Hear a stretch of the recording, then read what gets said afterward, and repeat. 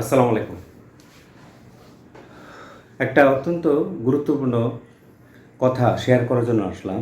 সেটি হলো কমপক্ষে ২ জন আমার একজন বন্ধু আর একজন বড় ভাই তারা সম্প্রতি একটা ফাঁদে পড়েছিলেন, ট্র্যাপে পড়েছিলেন। সেই ফাঁদটা হলো যে তাদের কাছে আ তাদেরই এই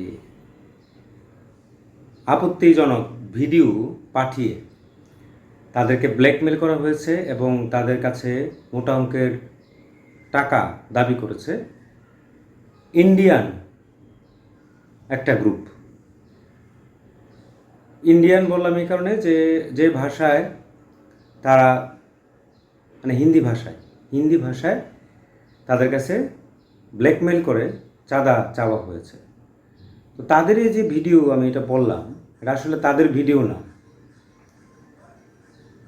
আপত্তিকর ভিডিও।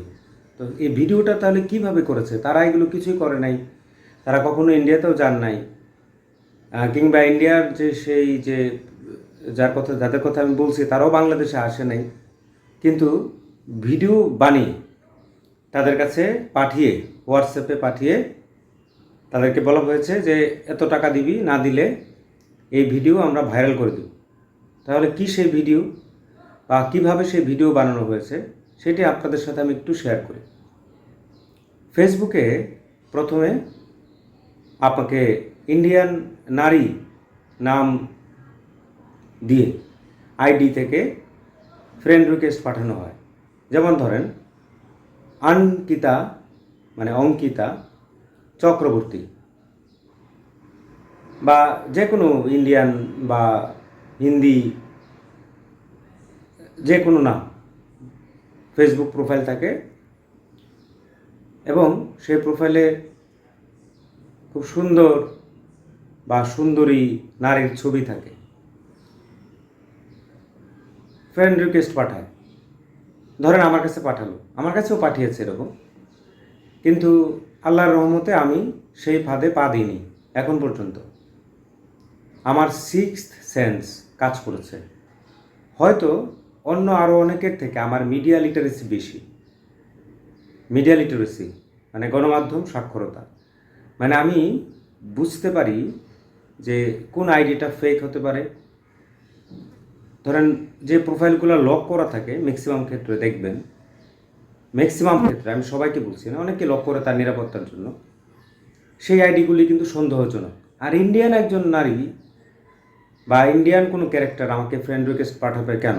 আমাকে তো দিল্লিতে কেউ চেনার কথা না, বা গুজরাট বা হরিয়ানা রাজস্থান চেনার কথা না। আমাকে বড় জোর ত্রিপুরা থেকে চেনে বা পশ্চিমবঙ্গের কেউ কেউ আমাকে চেনে, তাও চেনে বিতর্কিতভাবে আমাকে। ধরেন কীভাবে অনেক সময় আমরা বাংলাদেশ ইস্যুতে লেখালেখি করি, যে লেখাগুলি ইন্ডিয়ার অনেকের পছন্দ হয় না, হতে পারে। তা আমাকেও পাঠিয়েছে, কিন্তু আমি সেগুলো সযত্নে অ্যাভয়েড করেছি, ব্লক করে দিয়েছি। আমি বুঝতে পেরেছি। ইভেন ইনবক্সে আমাকে মেসেজ পাঠিয়েছে। আমরা তো ইনবক্স চেক করি, আমরা সোশ্যাল মিডিয়া জেনারেশন, ঠিক না? আমার বয়স হয়তো 40-42, কিন্তু এই যে এই সময়ের মধ্যে আমরা খুব ওতপ্রোতভাবে কিন্তু সোশ্যাল মিডিয়ার সাথে আমার মতো কিছু লোক জড়িত।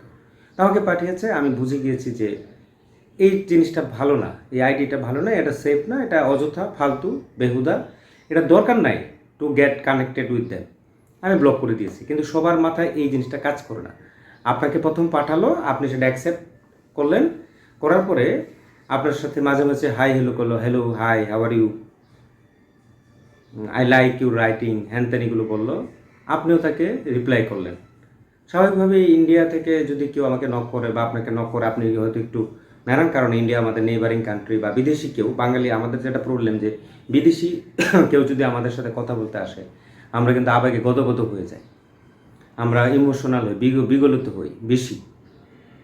যে কোনো বিদেশের প্রতি আমাদের খুব আগ্রহ, সেটি সবসময় এটা হয়েছে, এখনও হয়ে আসছে। আমরা বাংলাদেশ ফেলে বাইরে চলে যাচ্ছি অনেকে, নানান কারণ থাকতে পারে। বিদেশিদের প্রতি আমাদের একটা টান সবসময় থাকে। যাই হোক, মূল কথায় আসি। আপনাকে ইনবক্সে মেসেজ পাঠাবে, আপনি হাই হ্যালো করবেন, এক পর্যায়ে সে আপনার হোয়াটসঅ্যাপ নাম্বারটা চাইবে। হোয়াটসঅ্যাপ নাম্বারটা চাওয়ার পরে আপনাকে বলবে যে can I talk to you now, কোন একটা সময় বলবে। তো এটা দেখেন, চিন্তা করে যে একজন পুরুষ মানুষ যার নিজের উপরে নিয়ন্ত্রণ কম, অথবা কোনো একটা দুর্বল মুহূর্তে আপনি তাকে বলতে পারেন, oh yes you can call me back, you can call me now. আর যদি ভিডিও কল হয় তখন কিন্তু অনেকের পক্ষে নিয়ন্ত্রণ নানানভাবে আসতে পারে। আপনার মিডিয়া লিটারেসি যদি বেশি থাকে, আপনি নিজেকে নিয়ন্ত্রণ করবেন। আপনি যদি একটু সন্দেহ করার একটু অভ্যাস থাকে, আপনার যদি সিক্সথ সেন্স কাজ করে, আপনার ভিতরের যে পুলিশিং, হ্যাঁ, ভেতর থেকে যদি আসে, কেউ যদি আপনাকে বলে যে তুই এর সাথে মিশবি না, ওর সাথে মিশবি না, এই বিষয়গুলো যদি না থাকে, তখন আপনি কিন্তু সেই ভুলটা করবেন। আপনি হয়তো ফোন দেবেন বা সেটা আপনাকে ফোন দেবে। এই যে 1-2 সেকেন্ড, 3 সেকেন্ড, 4 সেকেন্ড আপনার সাথে ভিডিও কলে সে কথা বলছে, এটার সাথে সেই গ্রুপের যে সদস্যরা আছে তারা করবে কি, একটা আপত্তিজনক ভিডিও জুড়ে দিয়ে আপনাকে একটা ভিডিও বানিয়ে ফেলবে। এটা হয়তো তাদের কাছে কোনো অ্যাপ আছে বা কিছু একটা আছে, সেই ভিডিওটা তারা আপনাকে পাঠাবে। আমি 2 জনকে জানি, এটা পুলিশের সবাই জানে, পুলিশের বাংলাদেশে যারা সাইবার ক্রাইম নিয়ে কাজ করে এটা মোটামুটি সবাই জানে। আর আমাদের মতো মানুষ যারা, আমরা হয়তো অনেকে জানি না। এই জন্য আমি আপনাদেরকে সতর্ক করছি যে অপরিচিত ফেসবুক আইডি থেকে প্রোফাইলে যত সুন্দর মানুষের ছবি থাক, অপরিচিত অদরকারি কোনো যোগাযোগে আপনারা যাবেন না। বেগানা কারোর সাথে কথা বলবেন না। স্ট্রেঞ্জার বলে না যে স্ট্রেঞ্জার, রাস্তাঘাটে কেউ তোমাকে চকলেট খেতে দিলে খাবে না, আমরা বাচ্চাদেরকে বলি। কিন্তু সোশ্যাল মিডিয়াতে, অনলাইনে কিন্তু আমরা অনেকেই চকলেট খেয়ে ফেলি।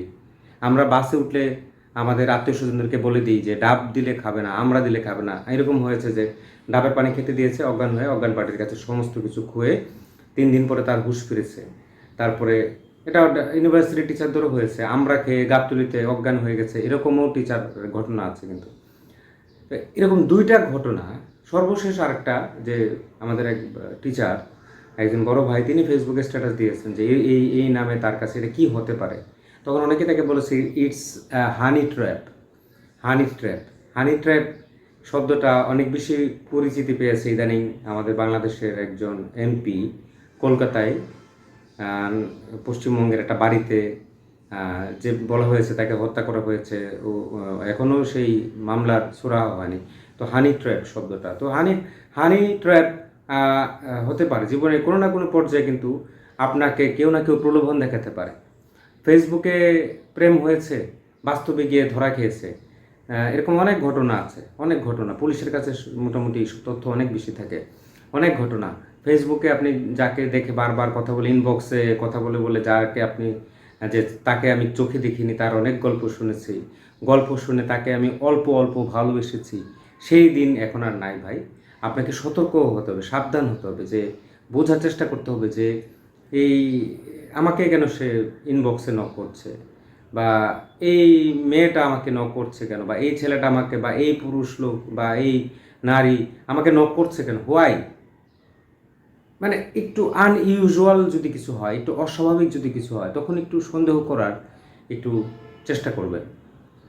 এরকম ঘটনা ঘটছে।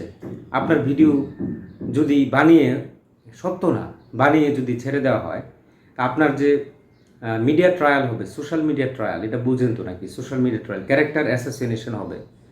ওই ভয়ে আপনি তাকে হয়তো টাকা পয়সা দিয়েও দিতে পারেন, ঠিক না? খুব সম্প্রতি আমার এক বন্ধুর সাথে যেটা হয়েছে এরকম, সে আমাকে ফোন দিয়েছে। তখন আমি তাকে বলেছি যে তুমি কোনো মতেই ভয় পাবে না, এই ভিডিও যদি কোনো কারণে পাবলিশড হয়, আমরা তো আছি, আমরা তো জানি তুমি কি। এটা কিন্তু কিছুই না। আপনি ঘরে বসে তাকে ফোন দিয়েছেন ইন্ডিয়া থেকে। তো ইন্ডিয়া বলছি কেন আমি? কারণ এই গ্রুপটা ইন্ডিয়ান, এটা পুলিশ জানে। আমি নিজেও খোঁজখবর নিয়েছি। ইন্ডিয়ান হিন্দিতে কথা বলে, হিন্দিতে হুমকি দেয়, হিন্দিতে বলে যে তুই সকাল 11টার মধ্যে যদি এই টাকা না দিস, হ্যাঁ, তো তাদের হয়তো কোনো একটা চক্রের অংশ বাংলাদেশেও আছে। তো এরকম কিন্তু হতে পারে আপনার জীবনে।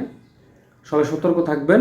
ফেসবুকে কেউ যদি অযাচিত মনে হয়, অনাকাঙ্ক্ষিত মনে হয়, ইরেলেভেন্ট মনে হয়, অপ্রাসঙ্গিক, অস্বাভাবিক, আনইউজুয়াল, অ্যাবনর্মাল কিছু মনে হয়, তখন তাকে অ্যাভয়েড করবেন। সবাই ভালো থাকবেন। সবার জন্য শুভকামনা রইল। আসসালামু আলাইকুম।